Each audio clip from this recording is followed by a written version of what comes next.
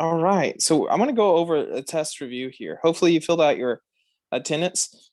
We have gone through a couple lessons in chapter 8, and I know we have not started chapter 9 yet. Nevertheless, we're going to go over, just because today what I have at home, I just thought it'd be better to take the test today. And most of the test, when it boils down to it, is able to do through technology. So I'm going to go ahead and get started with that. For this test, there are 3 items I would like you to use for this test. So let me switch over here.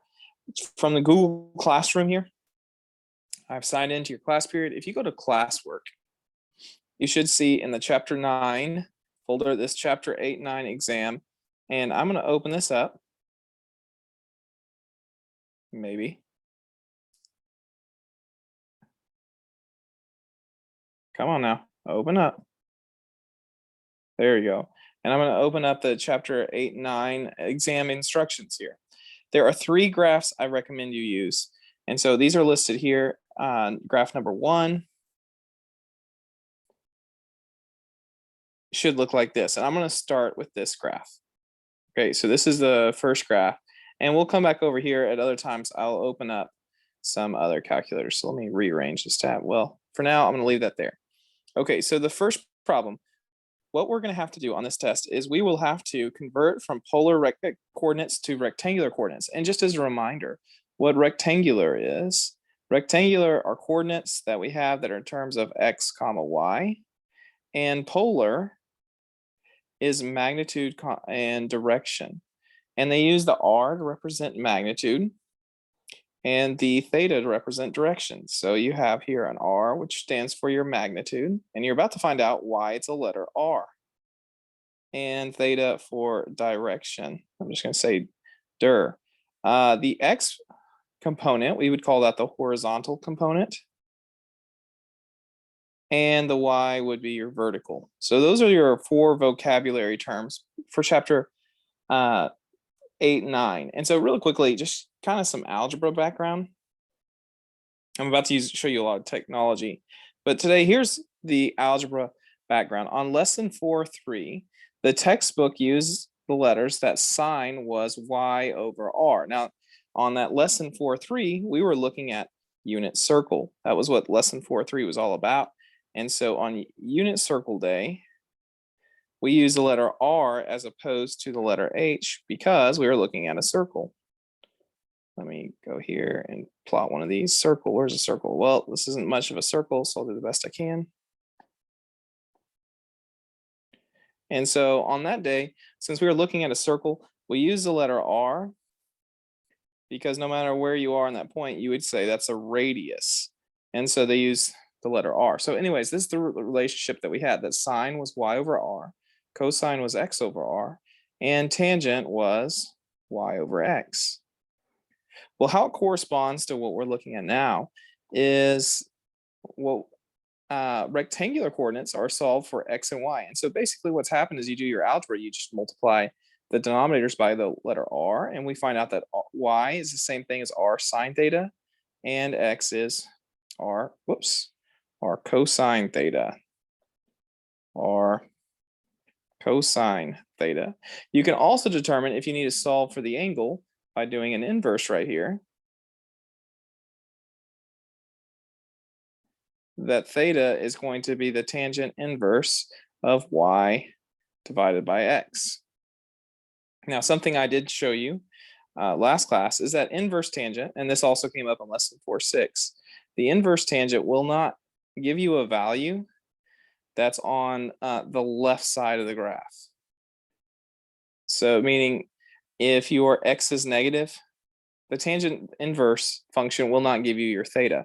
So what you'd have to do is, if your angle is supposed to be on the left, is you would just add 180 degrees. And you would know that by x being less than 0. If x is less than 0, that's what you'd have to do. So I'll put in here, or theta equals tangent inverse y over x plus 180 if x is less than 0. This would be if x is greater than 0. So anyways, there's the algebra. And what we're going to do today is go over the calculator of all this. Oh, I guess there's one value I did not write down. I should have. That r, what's the relationship with r? Well, r is like the hypotenuse. So r squared would be equal to x squared plus y squared. Or you could just simply say that r is the square root of x squared plus y squared. And I'm not doing a plus or minus because the radius is always a positive value. So with that, there's the algebra introduction to what we're doing today. Now let's look at technology. So on this test review, there are 3 types of questions. The first is going to be converting between rectangular and polar. We're going to convert back and forth from rectangular to polar and polar to rectangular. And I've created a calculator to help us do that. So a perfect example is number 1. This form is polar. And you might be going, why is it polar? How do you know it's polar? Well, it's because the second value, that 3/2 pi, that is an angle. Pi represents radians. So that is 3/2 pi radians, which is an angle measurement. Therefore, it's polar. So to use these symbols, if you remember what that means therefore. Therefore, 1, 3/2 pi is polar because we're dealing with radians. And so what I'm going to do is use that first calculator I showed you. So I come over to my Google Chrome here, and from the lesson instructions, I click that first link, that pre-programmed plotting polar coordinates and conversion calculator. That first one right there is what I clicked. Okay, and that'll open up this graph. And so what we'll do is we'll plot that point. So I believe if I remember right, the first value was a 1 and 3/2 pi. And notice I'm putting this in the polar point folder. So the r is 1, the theta is 3/2 pi. 3 divided by 2 pi. Now, this graph is not right now. And the way I know it's not right is because as I look at around, oh, I forgot to even tell you, polar graphs are these circular. It looks like how maybe in the movie you might have seen something like sonar. It looks like a sonar or a radar graph. So how I know it's not correct right now is I'm looking in the around the circle. If you look at where the x value is 4, I can't draw on this app, so you're just going to have to notice where I'm talking about. When the x value is 4, and you'll see the degrees are listed from 0, then it skips a line, which would be 15, then there's 30, skip a line, 60, so on and so forth. Those are in degrees. So I need to hit my settings up here in the top right and change it to radians. And now I get the value correct. 3/2 pi is now on the lower y-axis down here. And you notice if you scroll down to where the y value gets down to a +4 down low, and the reason again is because we're in polar, you'll see that there's a 3 pi over 2 there. We are on this first major circle on the value of 3 pi over 2. Let me get to there. That's how I want to look at it.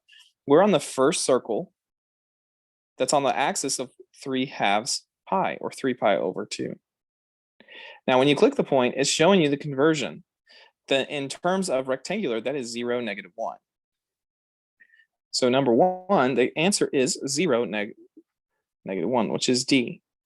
Now, if you want to do this in algebra, what would you do? Well, if it's in polar, remember what I showed you on the little algebra warm-up is that x will equal r cosine theta, and y will equal r sine theta. And so the algebra, if you want to do this yourself, is you would just say x equals, my radius is 1,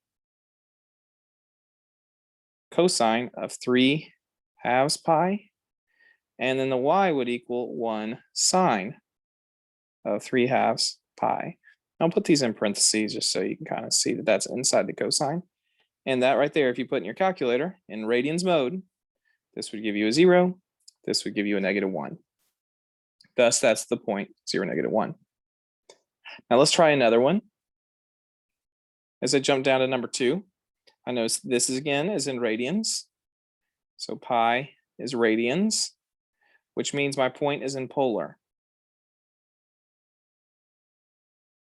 9, pi is polar. So I'll plot this as a polar point again. So I'll come over to my graph, and I'm going to the polar. This time my radius is 9, which means it's going to be in the 9th circle.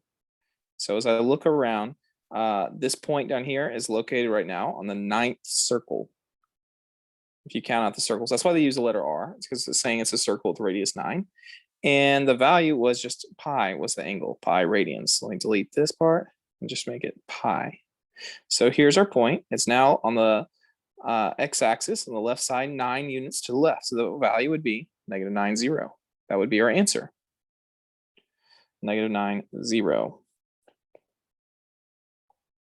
Now, if you want to know what's the algebra there, again, the x would equal 9 cosine pi, and the y would equal 9 sine of pi. That's the algebra. I guess I can go ahead and fill this out. That's -9. This would be 0. Okay, and then finally, number 3. Now, I want you to note that now we're not in radians. Number 3, 270 is a degree.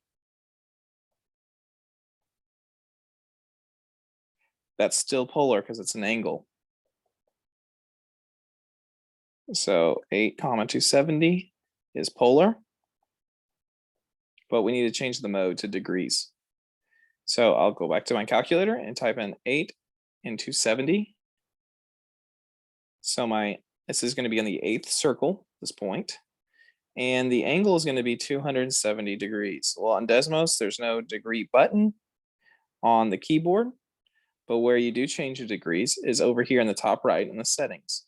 I'm going to go choose degrees, and now I should have my answer. This is on the 8th circle. That point right there is on the 8th circle on the axis that goes through 270 degrees. And so the point is 0, -8. 0, -8 would be the answer here. That just means that if you typed in your calculator 8 cosine of 270 and 8 sine of 270, I forgot the 270, you should get the values 0 and -8. And that would be your solution. Okay, so I told you on this test, there's 3 types of problems. The first type is converting from polar to rectangular or rectangular to polar. On this page, every problem we converted from polar to rectangular. So now let me show you what if we were going from rectangular to polar. So again, the math will ultimately be the same. We're still going to be looking at rectangular in terms of x comma y and polar in terms of r comma theta. And what we're doing is we're converting from one to the other. Numbers 4, 5, and 6 here, we're going to be converting from rectangular to polar. So how would you do this algebraically? Well, the algebra is that r is going to be, r is the square root of x squared plus y squared.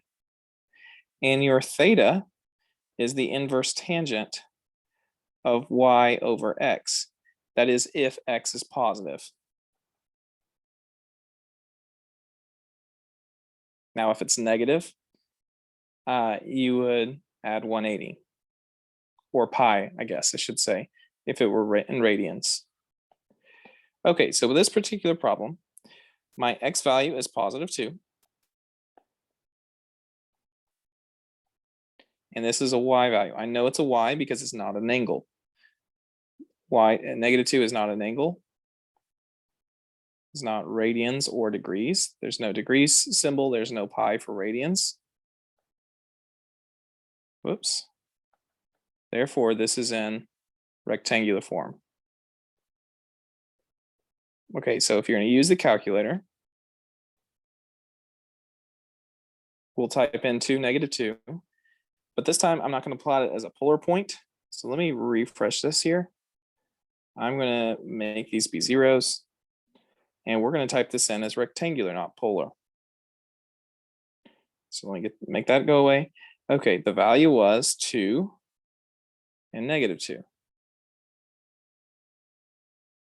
Notice this time, the point, if you click it, it's still going to show you rectangular. Whenever you click a point on Desmos, it always shows you the value rectangular. So how do you get your answer from the calculator? Well, now we look at where the angle would be placed. So as I follow that line that goes through the origin, through that black point, if you follow this line, you'll notice that it's between the angles of 300 and 330 degrees, which means this axis would be 315. Oh, if I zoom in like that, you can see it's now on 315 degrees. Whoops, where'd it go? There it is. You can see that that black point is on that pole, is what we'll call that, of 315 degrees. So I know the answer is going to be 315 degrees. But as I look, this is not a perfect location for my point. It's going to be somewhere between the circles that would have radius 2.5 and 3. But I do know it's 315 degrees. So what I'll do is I'll come back to my answers. And we haven't totally gone over chapter 9. I get that. But here's what I can tell you quite confidently. That when we look for 315 degrees, it should have a positive radius. So I'm looking at the positive radius values. And there's only one of them that has 315 degrees as a positive radius. It's B. Notice D does have 315 degrees, but the radius is negative, which means you would go the opposite direction. It's kind of like when we were doing vectors, when we talked about the wind, how it shows you where the wind's coming from. What this means is you would go to 315 degrees, but then move away from it. That's what that negative means. So that's actually not going to be the correct answer there. Let me undo that. So the correct answer is going to be B. Could we test it? Yes, we could check it. So 2 squared roots of 2, 315. If I wanted to check that, come over here, and I would just type that in as a polar point. The answer is 2 square root of 2 and 315 degrees. And when I type the 5 in, you'll see that these points all of a sudden overlap one another. Whenever I turn it off and on, you'll see that point's kind of flashing. That's because they're right on top of one another. So that is the correct answer. Now, you might be going, all right, so show me the algebra, please. All right, I'll show you the algebra. If you need to find your R value, you would say R is going to be the square root of your x squared plus your y squared, which means we're looking at the square root of 4 plus 4, which is the square root of 8. The square root of 8, if you use upside down division, 2 goes into 8 4 times, 2 goes into 4 twice. We have a pair of 2's here. So this pair comes out of the square root. The single goes inside the square root. So it is 2 squared roots of 2. And then the angle, since x is greater than 0, you're just going to say theta would equal tangent inverse of y divided by x. And if you type that in the calculator, I think it's actually going to give you here negative 45 degrees. Just means from the x-axis, you go down 45 degrees. So the point, you would go down 45 degrees. That's all that means. Which is equivalent to going around 315. How do I know they're equivalent? Well, in chapter 4, we learned about coterminals, that if you add or subtract 360, you should get coterminal angles. And negative 45 plus 360 is 315. So we did get the correct solution here. So B. All right, so I'm gonna go a little faster this next time. Let's try number 5. Again, this is rectangular. Since 0 is not a radian or degree. That means it has no pi's and no degree symbol.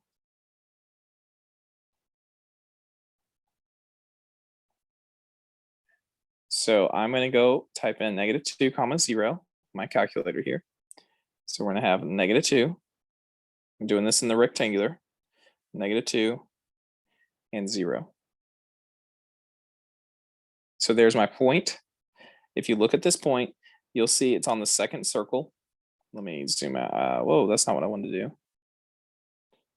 Let me go to where the circles are counting by ones. Okay, from the origin, you can see it's the second circle going left. That means the radius is 2, the R is 2. And you can see it's on the pole that goes through 180 degrees.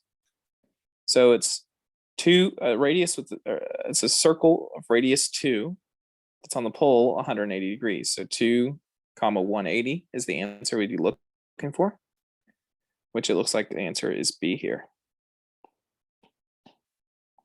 I see two 180. The only other option with the 180 is here, but that's a -2. Let me show you what that would look like. Oops, go back to calculator. If I wanted to try -2 comma 180, -2, 180 degrees. You'll see it's pointing the opposite direction. So what just happened? What the calculator did is it went from 180 degrees, which you can see in the far left, but instead of going two circles, a radius or a circle with a radius of 2 going towards the 180, it went up the opposite direction. It's just like wind. When I told you about wind on lesson 8.1 and 8.2, that the wind always moves the opposite direction. That's the idea there. Instead of going towards 180 two circles, you go away from 180 two circles. And for that reason, C is wrong. So B would be the correct answer. The other ones don't even have 180. All right, let's try one more. 5 square roots of 3 and 15. Again, there's no degree symbol, there's no pi, so that's rectangular. So I'll take 5, comma 15. Whoops, wrong one.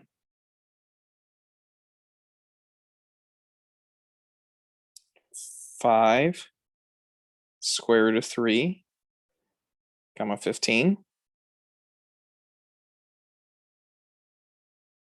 I don't see the point. Let me zoom out a little bit. There it is. I can see it's on the pole that goes through 60 degrees. And it looks like the radius of the circle beyond is a little bit bigger. Let's see, 15, 16, 17, a little bit bigger than 17, but it's on 60 degrees. So when I look at the options here, it has to be on 60 degrees. This one's out. C is the correct answer. Now you might be thinking, well, this one has a 60 degrees. Yeah, but it has a negative radius, which means go away from 60. So that's not going to be accurate at all. 10 square roots of 3 must be a little bit greater than 17. We can check our answer. So I'll go to polar now. I'm checking my answer.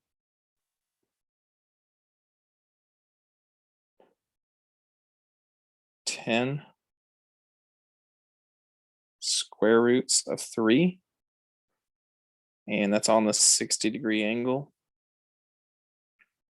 60, when I hit that 60 in there, you can see that those 2 points are overlapping. Like when I turn it off and on, it kind of flashes on the screen. So they are overlapping.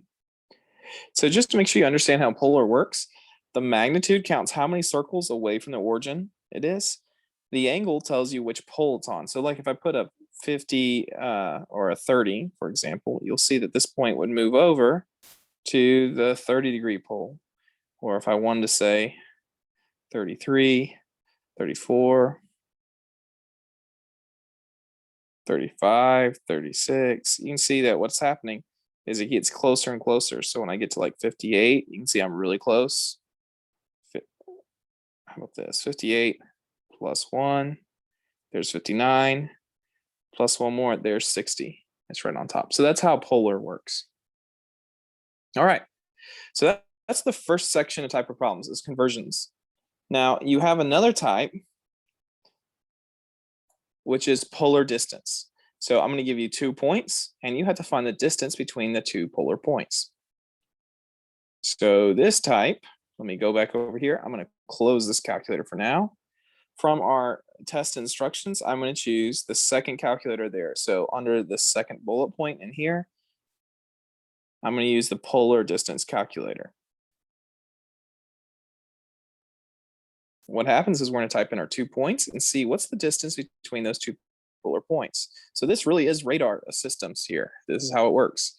You have a ship that's 6 miles away from the origin. So from your location, it's 6 miles away on a 10-degree setting.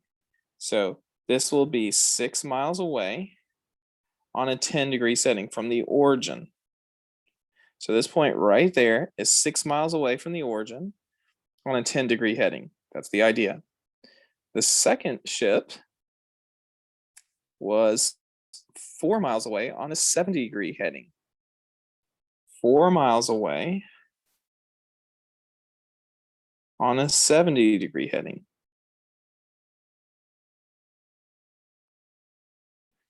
And so there's the 2 points plotted in relation to the origin, and the distance between the two is found right up here at the top. It's 5.29.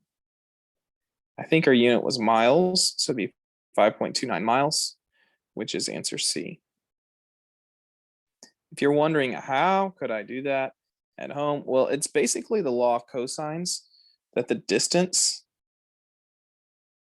it's an application of the law of cosines, will be equal to the square root of R1 squared plus R2 squared minus 2 times R1 times R2 times the cosine of theta 2 minus theta 1. There's your formula right there. If you plugged all that in, that's how we would come up with that distance.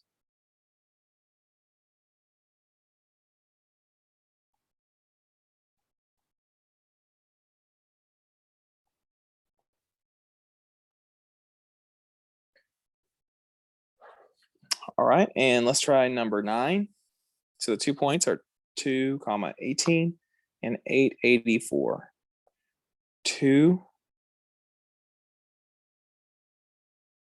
18 and 884, if I remember right.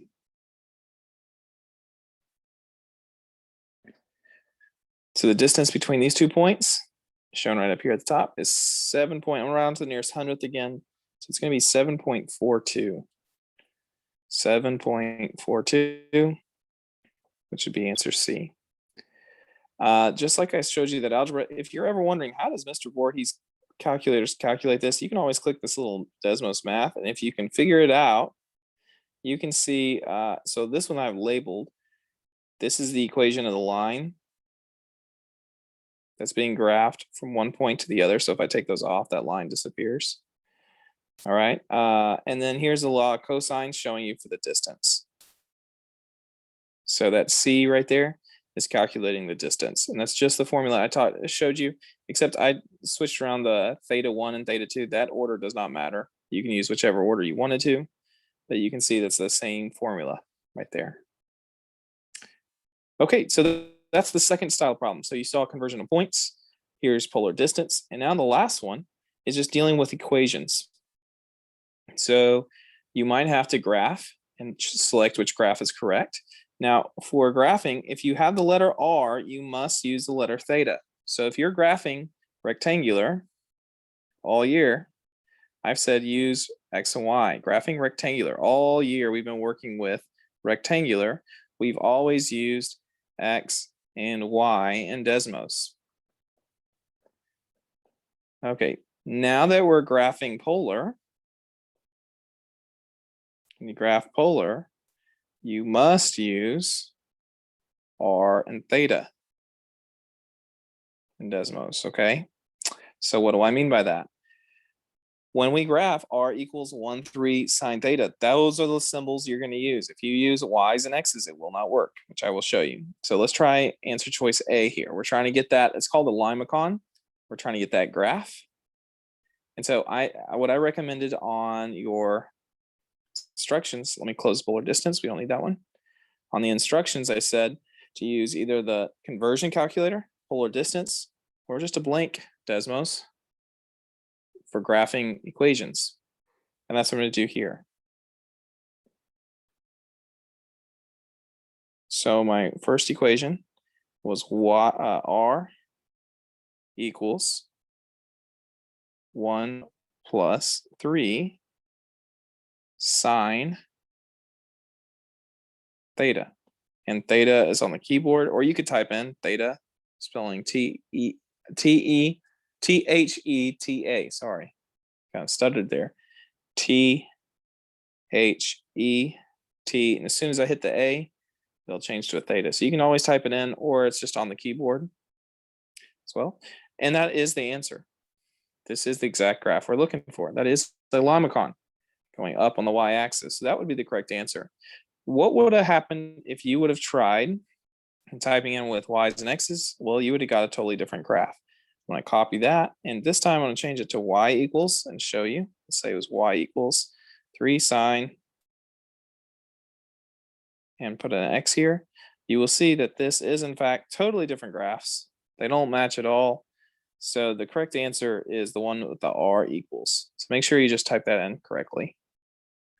So you might have to match a graph. This is the third type of problems. So we had conversion of points, polar distance, and now dealing with equations. And so there could just be equations where you compare and contrast these. I think at this stage, you probably have an idea what's going to happen. I'm just going to type them in and see which one matches. I'm going to choose number 11. I think it'll be the easiest, the shortest to type in. Since I'm on an iPad, don't have a keyboard, I'm going to choose number 11 here. The equation was y equals 6. So I'm looking for an equation that's going to have that graph. And so I have r equals 6 sine theta. Let's try that one. R equals 6 sine theta.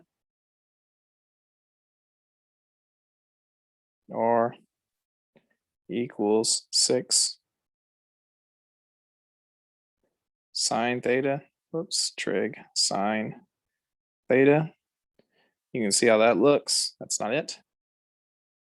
Answer choice B is r equals 6 cosine theta.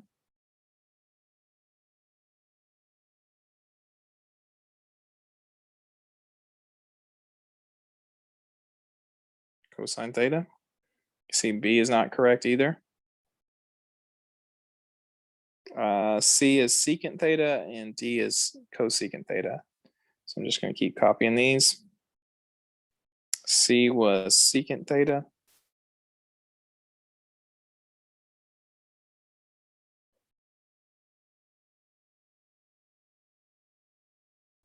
And D was cosecant theta.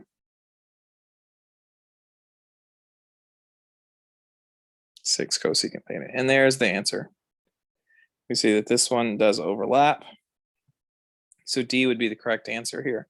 When you compare the 4 graphs, you'll see that D is, in fact, the right answer.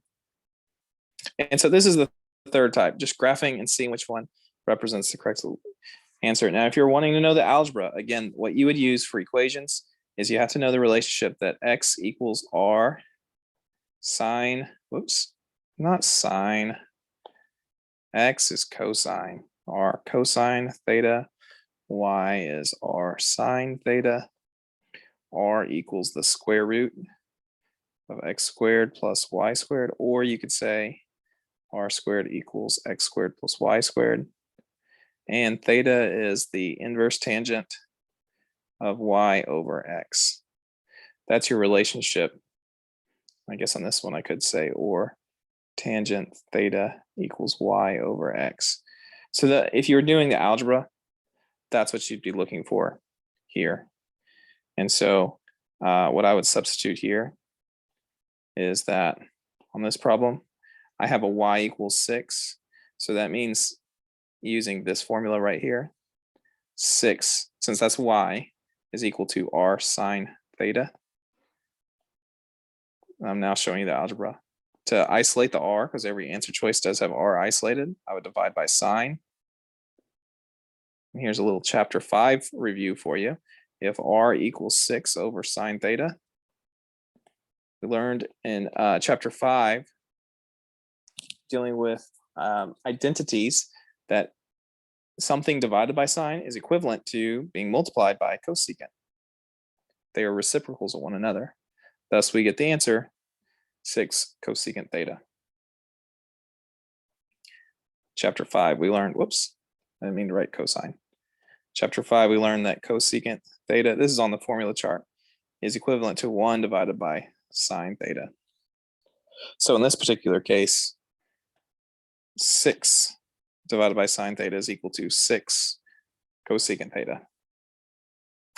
All right, let me see, what else? If I want to do 12 that way, I'll show you algebra one more time. What I could do is I'm going to divide by x here, which x divided by x is 1. So I have y divided by x equals 1. And now I'm going to use this formula way over here. So y divided by x is tangent. So that means tangent theta equals 1. Oops, that's a hard color to see. And according to chapter 5, we learned that tangent is the same thing as sine divided by cosine. So if I do my algebra here, I would multiply both sides by cosine.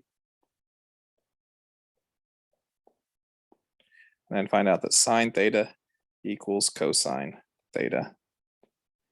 And so that's using algebra for that one. So these are the three types of problems you have. I didn't even show you converting from a polar equation to rectangular, but again, you could just graph these and see which one's correct. So like 13, r equals 5 over 1 plus cosine. Or equals 5 divided by 1 plus cosine theta. And you just be looking for a graph that matches that. It looks like a parabola. So I'd be just checking. So the first equation is x squared equals 10y minus 25. X squared equals 10y minus 25. X squared equals 10y. Whoops, I didn't get the 10 in there. 10y minus 25. That's not the correct graph. That is a parabola, but it looks like it's a vertical parabola. So I try answer choice B, which is y squared equals 25 minus 10x. Y squared equals 25 minus 10x. Hey, there we go. We got the answer. You can zoom out. You'll still see this is the correct answer. So this would be B. So anyways, that's how you would go through these problems. If you have any other questions, just hop on. I'll still be online, but I'm going to stop here, let you take that test. Your attendance is going to be based off you taking the test. You can find that in PowerSchool Learning or Google Classroom.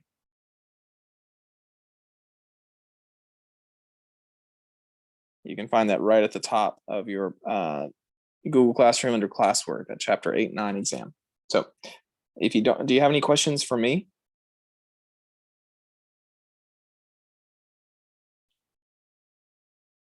What if we don't finish it within